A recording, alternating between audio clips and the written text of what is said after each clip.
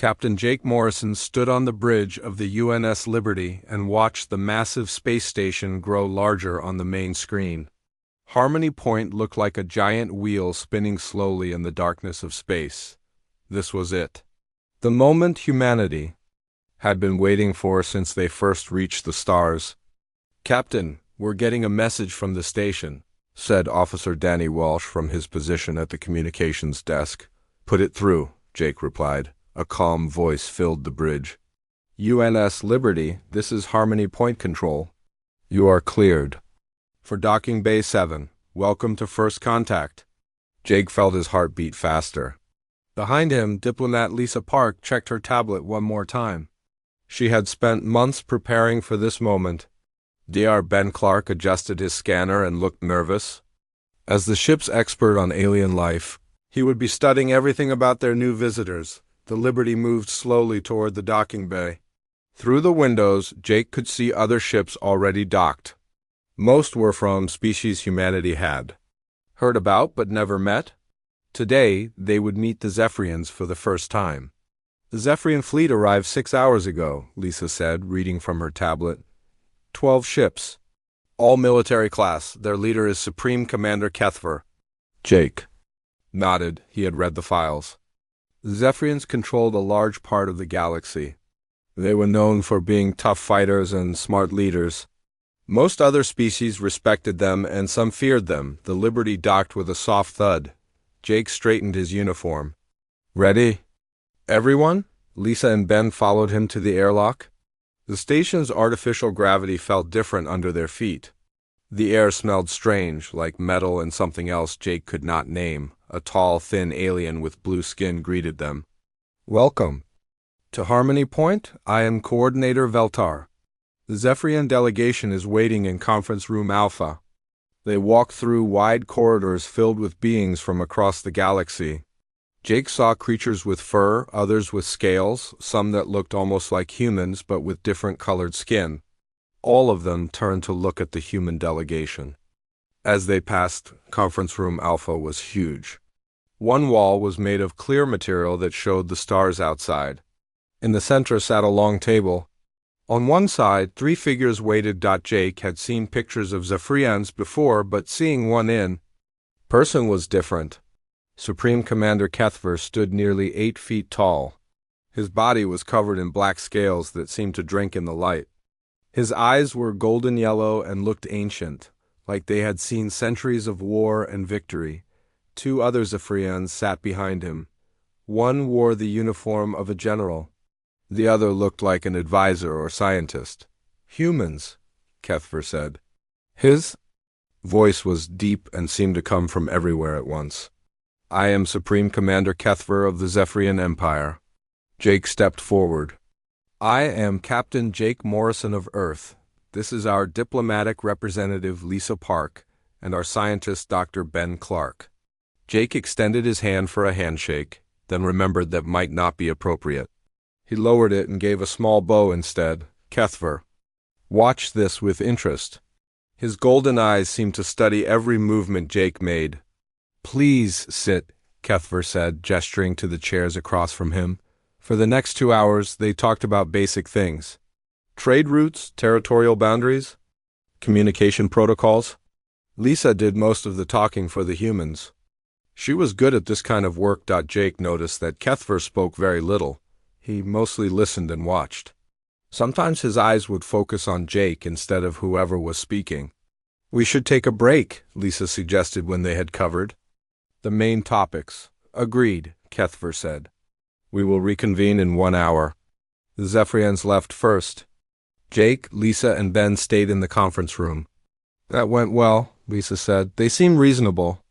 "Did you notice how the commander kept staring at Captain Morrison?" Ben asked. Jake had noticed, but did not want to make a big deal about it. "Maybe he's just curious about humans." They decided to walk around the station during their break. The corridors were filled with aliens going about their business. Jake saw traders selling strange fruits, diplomats having quiet conversations, and station workers fixing equipment. As they walked, they passed a small observation deck. Through the windows, they could see Earth's moon in the distance. One of Jake's crew members, a young engineer named Paul Smith, was standing there looking homesick. "You okay, Paul?" Jake asked. Paul turned around. His eyes looked sad. "Just missing home, Captain. This is all amazing, but—" Jake put his hand on Paul's shoulder. "I know it's a lot to take in. But remember, we're making history here. Your family back home is proud of you." Then Jake did something that came naturally to him. He pulled Paul into a brief hug. "We'll be heading back to Earth soon enough." Paul smiled. "Thanks, Captain. I needed that." As Jake released Paul from the hug, he heard a sound behind him. He turned and saw Supreme Commander Kethver standing in the corridor watching them. The alien leader's golden eyes were wide, and his mouth was slightly open. For a moment, nobody moved. Kethver stared at Jake like he had just seen something impossible. His black scales seemed to ripple, and his breathing became faster. Then, without saying a word, Kethver turned and walked away quickly. "That was strange," Paul said. Jake watched the Zephyrian leader disappear around a corner. Something about the way Kethver had looked at the hug bothered him. It was not disgust or confusion. It was something else entirely. "Ben," Jake said to the scientist, "I want you to research Zephyrian social customs. Specifically, how they interact with each other physically." "You think we did something wrong?" Ben asked. "I don't know. But the way he looked at us, it was like he had never seen anything like that before." They returned to the conference room for the second session. Kethver was already there, but he seemed different, less focused. He kept glancing at Jake and then looking away quickly. The negotiations continued, but Jake could tell that something had changed.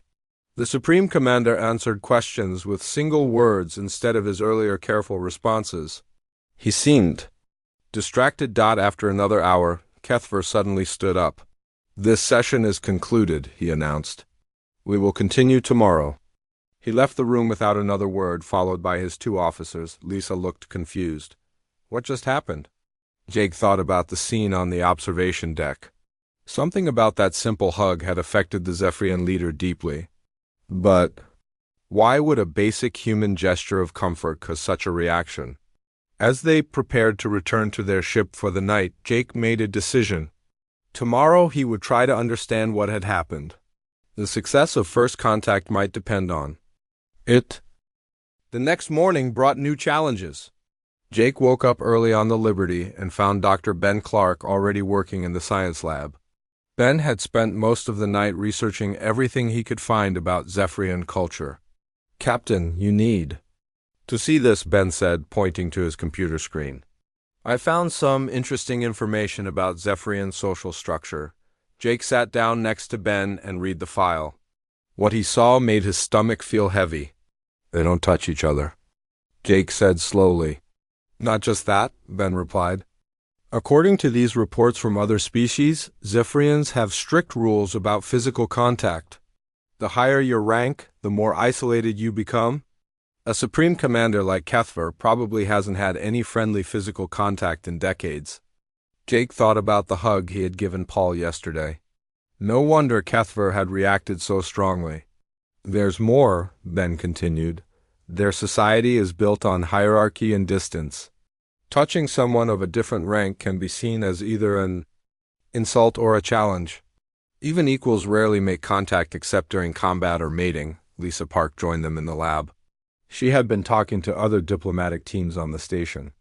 "The Altarian ambassador told me something interesting," she sighed. "He's dealt with Zephyrians before. He said their leaders often seem lonely and stressed, but they never show it publicly." Jake made a decision. "Today, I want you both to pay attention to how the Zephyrians interact with each other. And Lisa, try to work some human social customs into the conversation. Let's see how they react." They returned to Harmony Point for the second day of negotiations. This time, the meeting was scheduled to include a formal dinner afterward. Jake was curious to see how Zephyrians behaved in a social setting. Kethver was already in the conference room when they arrived. He looked tired, like he had not slept well. His golden eyes kept glancing at Jake, then looking away quickly. The morning session went smoothly. They discussed trade agreements and communication protocols. But Jake noticed something interesting. The two Zephyrian officers never came closer than 3 feet to their supreme commander. When they needed to give him a document, they placed it on the table and stepped back. During a break, Jake watched the Zephyrian delegation from across the room. They stood in a perfect triangle formation, each maintaining exact distance from the others. Even when they spoke, they kept their hands at their sides and their bodies rigid. "They look like statues," Paul Smith whispered to Jake. The young engineer had joined them for the day to help with technical discussions, the dinner.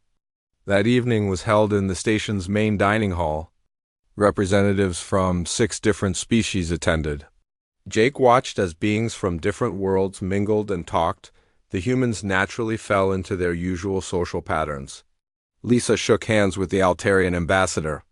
Ben patted Paul on the back when the young man successfully explained human engine technology to a curious Melonian trader. Jake himself helped an elderly Corvani diplomat to his seat and briefly touched his arm in a gesture of respect. Throughout all of this, Jake was aware of Kethver watching them. The Zephyrian leader sat at the head table with his officers positioned exactly 6 feet away on either side. He ate his food in precise movements and spoke, only when directly addressed, but his eyes never left the humans during the main course. Lisa received a message on her communication device. It was good news from Earth about the birth of her nephew. Without thinking, she smiled widely and hugged Ben, who was sitting next to her. "My sister just had her baby," she announced to their table. The humans congratulated her with smiles and gentle touches on her shoulder. It was a natural, warm moment that lasted only a few seconds. When Jake looked toward the Zephyrian table, he saw that Kethver had stopped eating entirely. The Supreme Commander was staring at Lisa with an expression Jake had never seen before. It was not anger or disgust. It looked almost like hunger, but not for food. After dinner, Jake made an excuse to approach Kethver. "Supreme Commander, I hope you enjoyed the meal," Jake said politely. "Yes," Kethver replied, but his voice sounded strange. "Captain Morrison, may I ask you something?" "Of course." Kethver glanced around to make sure his officers were not close enough to hear. The touching that humans do. The embrace your diplomatic representative shared with your scientist. What purpose does it serve? Jake thought carefully about his answer. It's a way to show support and share happiness. When someone we care about has good news, we want to express our joy for them physically. And this is normal among your species? Very normal. We touch to comfort, to congratulate, to show affection. It's how we connect with each other emotionally. Kethver was quiet for a long moment. His golden eyes looked distant. Among my people, such contact would be seen as inappropriate. A loss of control. What about when you were young? Jake asked gently. Before you became Supreme Commander? Something passed across Kethver's face. Pain, maybe, or loss.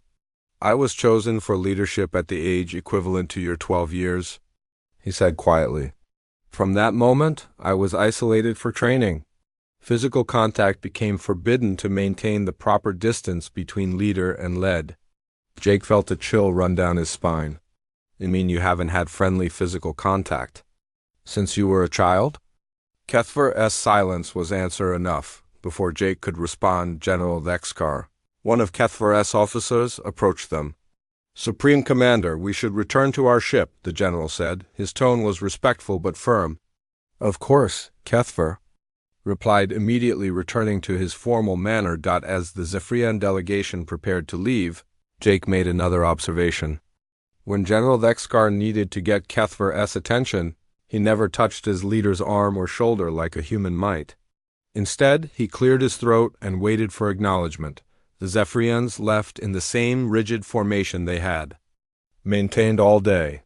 But as Kethver reached the door, he turned back to look at Jake one more time. In that brief glance, Jake saw something that broke his heart. Loneliness. Deep, aching loneliness that had been hidden behind centuries of formal behavior and military discipline. Back on the Liberty that night, Jake called a meeting with Lisa and Ben. "We need to change our approach," he told them. "This isn't just about trade agreements anymore." "What do you mean?" Lisa asked. "I think their Supreme Commander is suffering." And I think our natural human behavior is showing him something he's never experienced but desperately wants, Ben nodded slowly. The research supports that isolation can cause serious psychological problems in social species. And Zephyrians are definitely social, they just have cultural rules that prevent healthy social interaction among their leaders. So what do we do? Lisa asked. Jake looked out the window at the space station where Kethver was probably spending another night alone in his quarters. We show him that there's another way to live, but we have to be careful. If his officers think we're making him weak, it could cause serious problems. You want to help him, Ben said. It was not a question. I want to help him understand that showing vulnerability and needing comfort doesn't make someone weak. It makes them human, Jake paused. Or in his case, it makes them real, Lisa smiled. That's very human of you, Jake. Maybe that's exactly what he needs to see. As Jake prepared for sleep that night, he thought about Kethver alone on his massive ship. Tomorrow he would find a way to reach out to the lonely alien leader. Not as a diplomat or a captain, but as one being who understood that everyone, no matter how powerful, needed connection with others. The success of first contact might depend on showing Kethver that true strength came not from isolation, but from the courage to accept comfort when it was offered. The third day of negotiations started differently.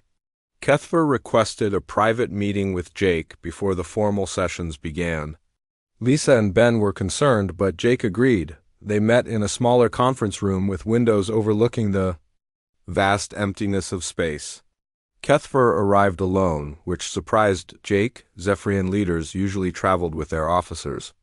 Captain Morrison, Kethver began, then stopped. He seemed to struggle with his words. Please, just call me Jake, Jake said, sitting across from the alien leader. Jake, Kethver repeated the name slowly, like he was tasting it. I have been thinking about our conversation yesterday, about the touching. Jake waited patiently. He could see that this was difficult for Kethver. I have watched recordings of human interactions, Kethver continued. Your people touch constantly. Handshakes, embraces, placing hands on shoulders. Even strangers make brief contact. How do you function with such ... closeness? We don't see it as a weakness, Jake replied. Physical contact helps us feel connected. It reduces stress and makes us feel less alone. Less alone, Kethver repeated quietly. Supreme Commander. Kethver are ... Can I ask you something personal? Kethver's golden eyes met Jake's. Yes. When was the last time someone touched you in a kind way? Not in combat or ceremony, but just as a gesture of friendship or comfort? The silence stretched between them. Jake could see Kethver calculating. Remembering. I was 11 years old in your human terms, Kethver finally said. My birth mother embraced me before I was taken for leadership training. That was 237 years ago. Jake felt his chest tighten. Over 2 centuries of complete physical isolation. My people believe that leaders must be above such needs, Kethver continued. To require comfort is to show weakness. To seek physical contact is to lower oneself to the level of common citizens. But you're still a living being, Jake said gently. You have the same basic needs as everyone. Else? Do I? Kethver asked, and Jake heard real pain in his voice. Sometimes I wonder if I remember what it feels like to be real. Before Jake could respond, an alarm sounded throughout the station. The lights dimmed to emergency power. All personnel remain in current locations, came an announcement. We are experiencing a temporary system malfunction. Estimated repair time is 4 hours. The conference room door sealed automatically. Jake tried his communication device, but it only produced static. Emergency protocol, Kethver explained. When the station loses main power, all rooms seal to prevent atmospheric loss. We are trapped until repairs are complete. Jake looked around the small room. Emergency lighting cast strange shadows on the walls. Well, I guess we have time to talk. They sat in the dim light as the hours passed. Without the formal setting and watchful eyes of their delegations, something changed between them. Kethver began to speak more freely. I have ruled the Zephyrian Empire for over 2 centuries, he said. I have conquered worlds, negotiated treaties, made decisions that affected billions of lives, but I have never had a friend. Never? Jake asked. Friendship requires equality. I am Supreme Commander. Everyone is beneath me or they are rivals? There is no middle ground. Jake thought about his own life. His friends from the academy, his crew members who had become like family, the woman he had loved and lost. All the small moments of connection that made life meaningful. That sounds incredibly lonely, he said. I did not think I was lonely, Kethva replied. I thought I was strong. But watching your people these past few days, seeing how you support each other, how you touch without violence or dominance, I realize I may have been wrong about many things. What do you mean? Kethva was quiet for a moment. When he spoke again, his voice was barely above a whisper. I have been studying human behavioral patterns since we first made contact. I have recordings of human families, friends, even strangers helping each other. There is one recording that I have watched many times. What is it? A human child fell and injured himself while playing. Another child immediately ran to him and embraced him while he cried. Then an adult came and did the same. Within moments, the injured child stopped crying and began to smile. The physical contact healed something beyond the injury. Jake could picture the scene perfectly. It was such a basic human response that he had never thought about how remarkable it might seem to someone who had never experienced it. I have wondered, Kethva continued, what that feels like. To be hurt and have someone immediately offer comfort. To know that you are not alone in your pain. Have you ever been hurt and had no one to comfort you? Jake asked. Kethva's laugh was bitter. Every day for 2 centuries. But Supreme Commanders do not show pain. We do not acknowledge weakness. We suffer in isolation because that is what leadership requires, according to who? According to our traditions, our culture, our beliefs about what makes a strong leader. Jake leaned forward. Can I tell you something about human leadership? Kethva nodded. Our best leaders are the ones who can admit when they're wrong, who can ask for help when they need it, and who can show compassion to others. We don't respect leaders because they're untouchable. We respect them because they understand what it means to be human. But you are not Zephyrian. Your ways may not work for my people. Maybe not, Jake agreed, but you're miserable.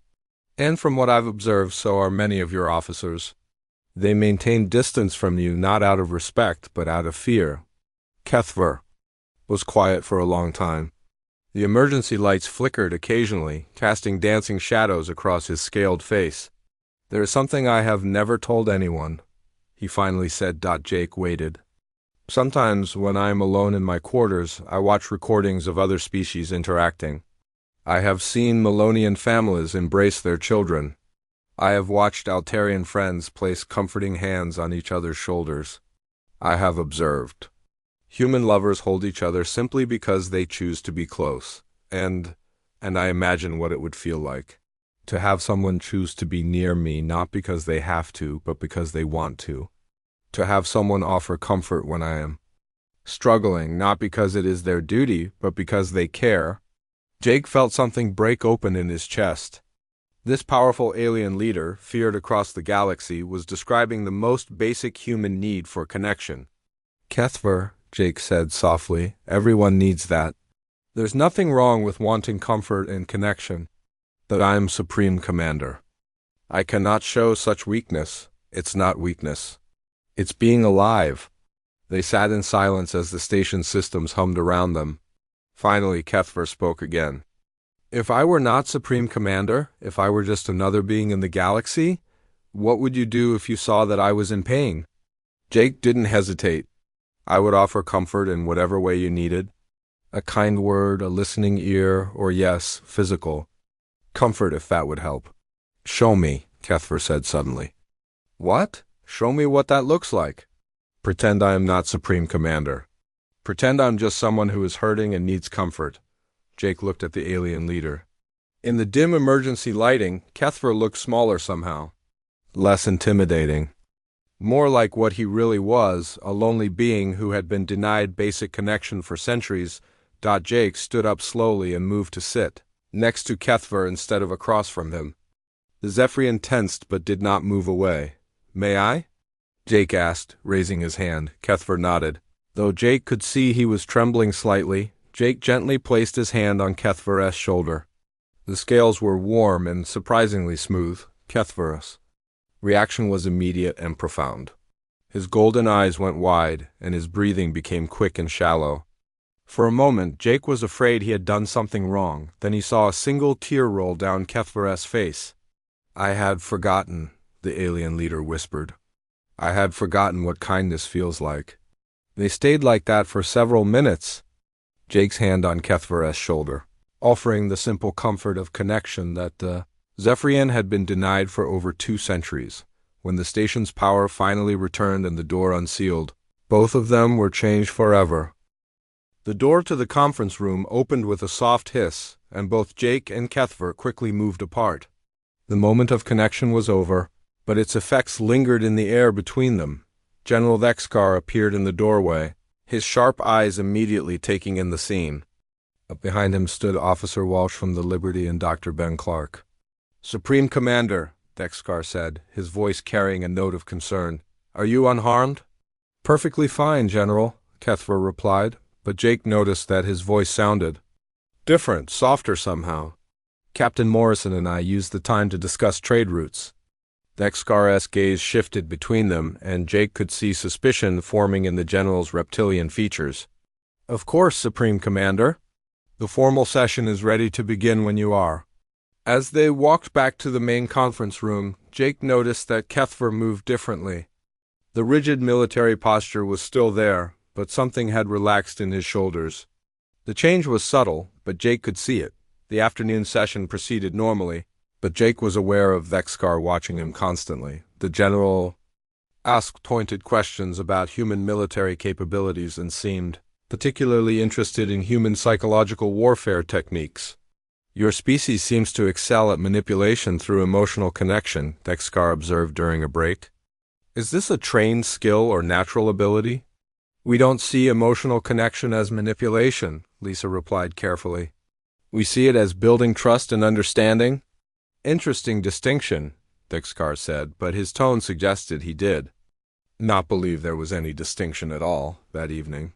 Jake was reviewing reports in his quarters on the Liberty when his door chimed. He opened it to find Kethver standing alone in the corridor. "Supreme Commander, how did you get aboard our ship?" "I requested private access to discuss security matters," Kethver said. "May I enter?" Jake stepped aside and Kethver entered the small quarters.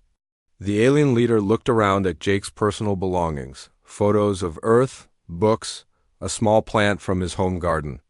"You keep reminders of your birth world," Kethver observed. "They help me remember who I am when I'm far from home," Jake replied. "Don't you have anything from your childhood?" Kethver shook his head. Personal attachments were considered inappropriate for a Supreme Commander. "Everything from my early life was removed when I began training." Jake felt angry on Kethver's behalf, but he kept his voice calm. "That must have been difficult. I thought it was necessary." Kethver picked up a photo of Jake with his family. "These are your birth parents?" "Yes, and my sister and her children. They touch you freely in this image." Jake looked at the photo. His father's hand was on his shoulder, his mother was hugging his sister, and his nephew was climbing on his back. It was such a normal family picture that he had never thought about how it might look to someone from Kethver's background. "Yes, they do," he said simply. "And this brings you comfort, not shame?" "Great comfort. Family love is one of the most important things in human culture." Kethver set down the photo carefully. "Jake, what happened today between us in that room?" "It has affected me in ways I do not understand." "How so?" "For the first time in over 2 centuries I felt connected to another being. Not as Supreme Commander to subordinate, not as ally to potential threat, but as one living creature to another." Jake sat down and gestured for Kethver to do the same. "That's what friendship feels like, friendship." Kethver repeated the word like he was learning a new language. Is that what this is? It could be if you want it to be. They talked for over an hour. Kethver asked questions about human relationships, family structures, and social customs. Jake found himself sharing stories from his childhood, his academy days, and his experiences as a captain. You have made many connections throughout your life, Kethver observed. How do you choose who to trust? Usually, it's instinct, and it grows over time. Trust is built through shared experiences and mutual respect. And physical comfort? How? Do you know when it is appropriate? Jake thought carefully. We usually ask either with words or gestures. And we respect boundaries. Not everyone wants physical contact, and that's okay too. But when someone does want it and they receive it, what happens? It helps. Physical contact releases chemicals in our brains that reduce stress and increase feelings of connection and safety. Kethver was quiet for a moment. I have been thinking about what you did today, placing your hand on my shoulder. It was powerful. I felt something I had not experienced since childhood. What did you feel? Safety. For just a moment, I felt like I was not alone in the universe. Jake's heart ached for this lonely being who had been denied such basic comfort for so long. Kethver, would you like to try something? The alien leader looked curious but cautious. What do you mean? A human hug. It's a form of comfort we give. To friends and family, but only if you want to try it. Kethver's golden eyes went wide. Yes, I would like to try that. Jake stood up slowly and opened his arms. Just step forward, and I'll put my arms around you. You can do the same. To me, or just let me hold you. Whatever feels right, Kethver approached hesitantly. When Jake's arms closed gently around him, the Zephyrian's whole body went rigid with shock. Then, gradually, he began to relax. This is extraordinary, Kethver whispered. I can feel your heartbeat, your warmth. It is like being surrounded by safety. They held the embrace for several minutes. Jake could feel some of the tension leaving Kethver's body as the alien leader experienced what it meant to be comforted by another being when they finally separated. There were tears in Kethver's eyes. Thank you, he said simply, the next morning. Brought trouble. Jake was awakened by urgent knocking on his door. Lisa stood outside, looking worried. Jake, we have a problem. The Zephyrian delegation is in chaos. General Dexkar is demanding an immediate meeting with all parties. When they arrived at the conference room, they found Dexkar pacing angrily while Kethver sat silently at the table. The general's scales were flushed dark with anger. Captain Morrison, Dexkar began without preamble, I have evidence that you have been manipulating our Supreme Commander through psychological warfare. What evidence? Jake asked calmly. Security recordings show you making unauthorized visits to our Supreme Commander. You have been using human emotional manipulation techniques to compromise his judgment. Jake looked at Kethver, who was staring at the table. Supreme Commander, is that what you believe happened? Kethver looked up, and Jake could see the pain in his golden eyes. General Dexkar is concerned about my fitness to lead. Your behavior has become erratic, Dexkar declared. You spend excessive time with the humans. You ask questions about their social customs that have no bearing on our negotiations. Yesterday, you were observed in what appeared to be a state of emotional distress. And this concerns you how? Jake asked. A Supreme Commander who can be emotionally compromised is a threat to the entire Empire. If Captain Morrison can manipulate you so easily, what stops our enemies from doing the same? Kethver stood up slowly. General, you forget yourself. Do I? Or am I the only one still thinking clearly? Dexkar turned to address the entire room. Our Supreme Commander has been infected with human weakness. He seeks comfort like a child, instead of maintaining the strength our people require. The accusation hung in the air like a challenge. Jake could see other Zephyrian officers nodding in agreement with their general. You think seeking comfort is weakness? Jake asked. I know it is, Dexkar replied.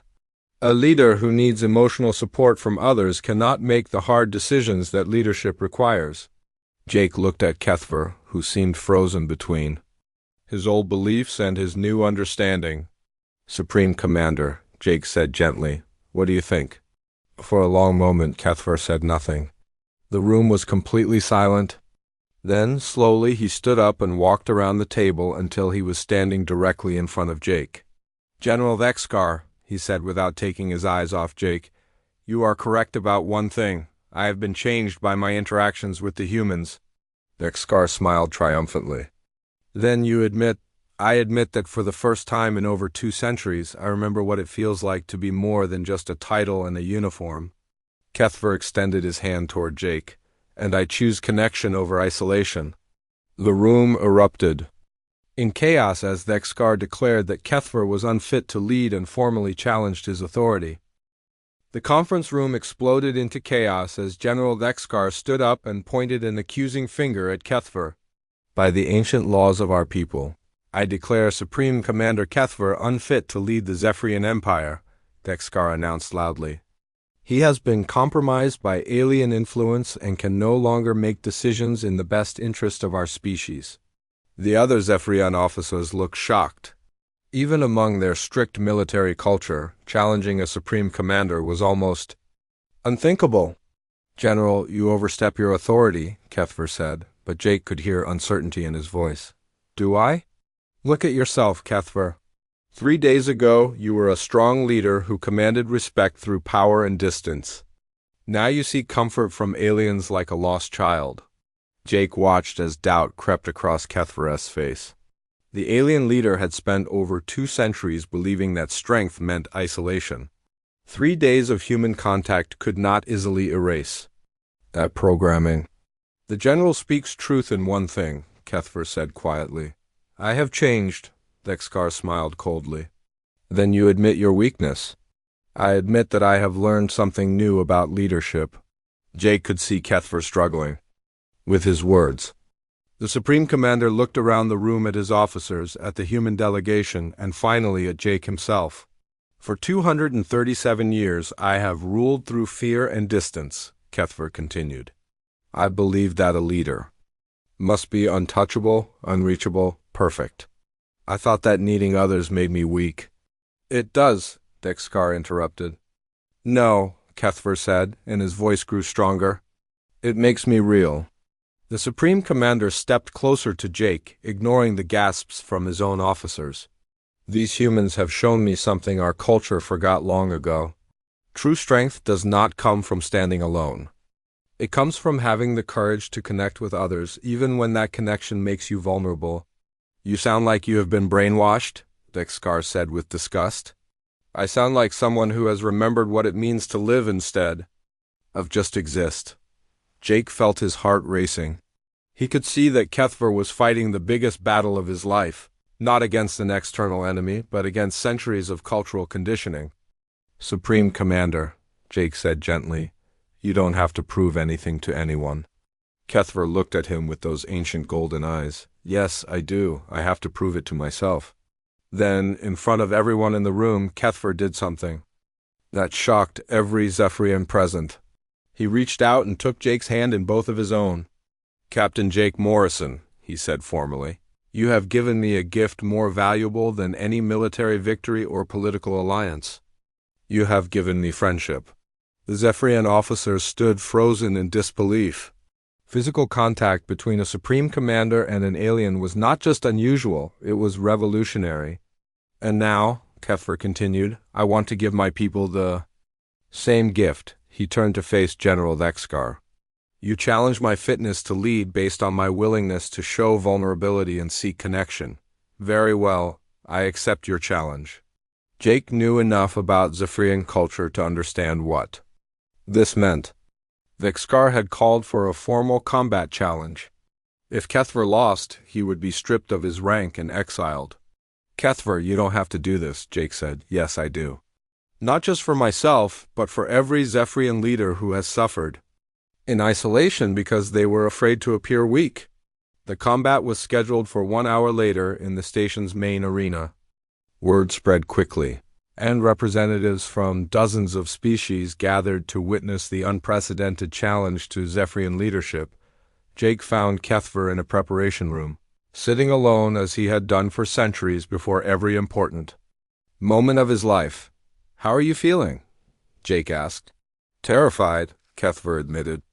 "Not of the combat. I have been fighting for centuries. I am terrified that I might be wrong. What if Ixcar is right?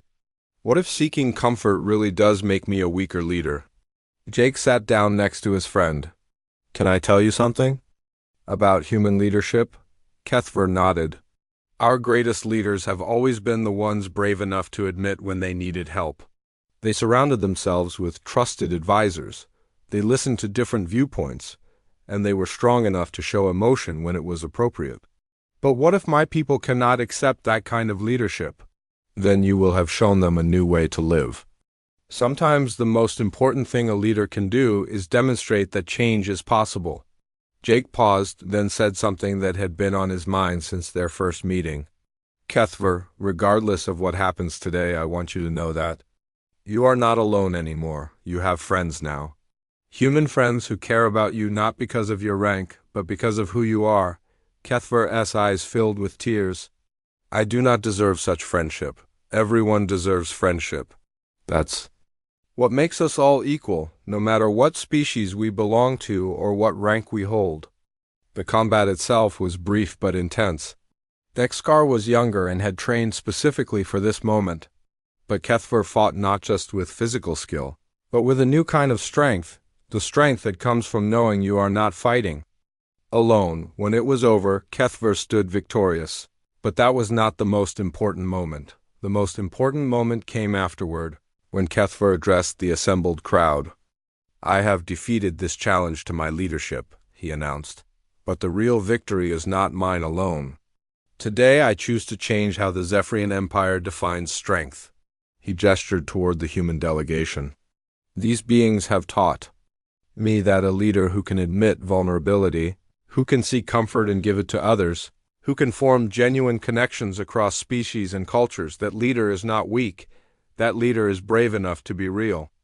Then, in front of thousands of witnesses from across the galaxy, Supreme Commander Kethver walked over to Jake Morrison and embraced him. The gesture sent shockwaves through the Zephyrian delegation and beyond. But it also started something new. One by one, younger Zephyrian officers began to question the old ways. Some of them approached their colleagues with gestures of support and comfort that had been forbidden for generations. In the days that followed, formal negotiations concluded with unprecedented agreements between humans and Zephyrians. But more importantly, cultural exchange programs were established to help Zephyrian society gradually adopt healthier approaches to leadership and emotional support. Months later, Jake received a message from Kethver. The Supreme Commander had established new protocols for Zephyrian leadership training that included instruction in emotional intelligence and the importance of social connection. The message ended with a simple line that made Jake smile. "Behind my rank, I have learned that wanting to be held is not weakness. It is the most honest expression of what it means to be alive." Jake kept that message, and whenever he faced difficult decisions as a captain and later as an admiral, he remembered his alien friend who had been brave enough to admit that even the most powerful beings in the galaxy sometimes just needed someone to care about them. The first contact between humans and Zephyrians became legendary not for the trade agreements or military alliances that resulted, but for proving that the greatest strength any being can possess is the courage to be vulnerable with someone they trust. And in the years that followed, as other species learned about what had happened at Harmony Point, many of them began to reconsider their own beliefs about leadership, strength, and the universal need for connection that binds all living beings together across the stars.